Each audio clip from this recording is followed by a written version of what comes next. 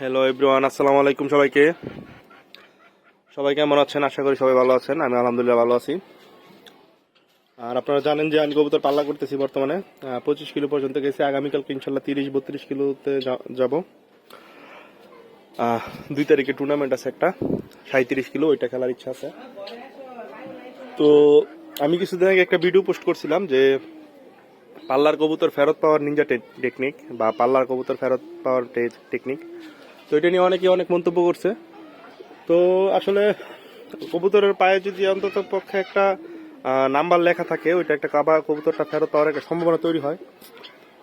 মূলত ওই উদ্দেশ্যে আমার এই পোস্টটা করা ছিল, দরকার উচিত করছিলাম আর কি। তো যাই হোক, এখন মূল বিষয় আসি। আজকে হচ্ছে শনিবার, আর আমার পাশে হচ্ছে নরসিংদীতে। আর আমাদের নরসিংদী তথা বাংলাদেশের মাঝে পুরা ওয়ান অফ দি মোস্ট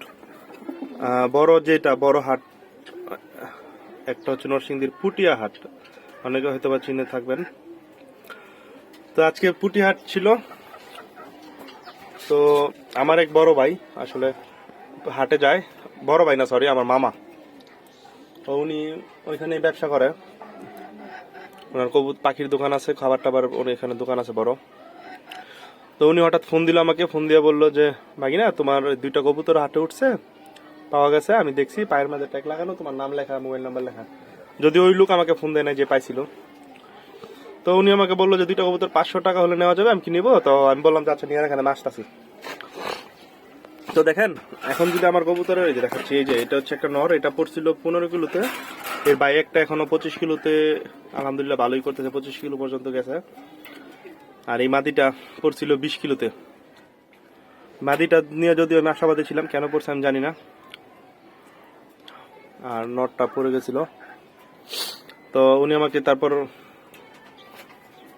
আমি বলি কিনে রাখতে, তারপর আমি যাই কবুতর 2টা নিয়ে আসি। এই যে এটা হচ্ছে একটা মাদি কবুতর আলহামদুলিল্লাহ। এই যে আমার নাম এবং মোবাইল নাম্বার লেখা আছে পায়ে। আর এটা হচ্ছে একটা নর কবুতর। তো যাই হোক, আলহামদুলিল্লাহ ফেরত পাইছি। আচ্ছা, এর সাথে হচ্ছে কি আরো কিছু আপডেট আছে। আমার এই ফিমেলটার জন্য একটা মেল কিনে আনছি, মুরগটার জন্য একটা মুরগিটার জন্য একটা মুরগ কিনে আনছি, বিশাল সাইজ। এই যে আপনাদের দেখাচ্ছি, এই যে যদিও এদের এই খাঁচা রাখা যাবে না, এটা অন্য একটা খাঁচা রাখতে হবে। আর আমার এই মুরগিটার বয়স 4 বছর প্লাস, এবং 4 বছর ধরে এটা ডিম পারতেছে একটা না। হয়তোবা একবার ডিম পারে 15-16টা পাইরা 4-5 দিন অফ দেয়, আবার পারে, এইভাবেই চলতেছে আলহামদুলিল্লাহ। অনেক অনেক শত শত ডিম পারছে আমার বাসায় মুরগিটা। আর এটাকে একবারও বসানো হয় নাই 4 বছরে, একবার শুধু বসানো হয়েছিল, ডিম নষ্ট করে ফেলছিল। এবার দেখি আবার আনছি। এই যে মুরগটা, কত বড় একটা মুরগ, এই যে দেখি তো সব। এই যে মাশাআল্লাহ মাশাআল্লাহ, অনেক বড় একটা মুরগটা 500 টাকা দিয়ে আনছি।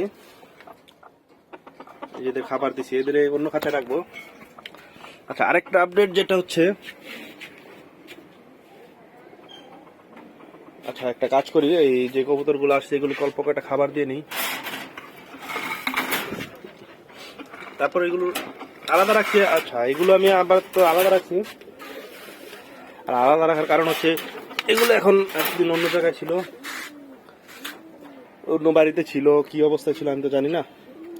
তো কোয়ারেন্টাইনে রাখছি আলাদা, মানে আমার যে ফ্লাইং লফট ওইখানে রাখি নাই। আচ্ছা, আরেকটা যেটা আপডেট, সেটা হচ্ছে গিয়ে, আপনারা হয়তো অনেকে আমার যারা পূর্বে ভিডিও দেখছেন তারা দেখছেন যে আমি একটা ককাটেল পাখি আছে, এক পেয়ার। আচ্ছা আচ্ছা, এটা আমার জন্য অত্যন্ত খুশির বিষয়। ককাটেল গুলো ডিম দিছে, হ্যাঁ 4টা ডিম দিছে টোটাল। আমি দেখাচ্ছি আপনাদের একটু,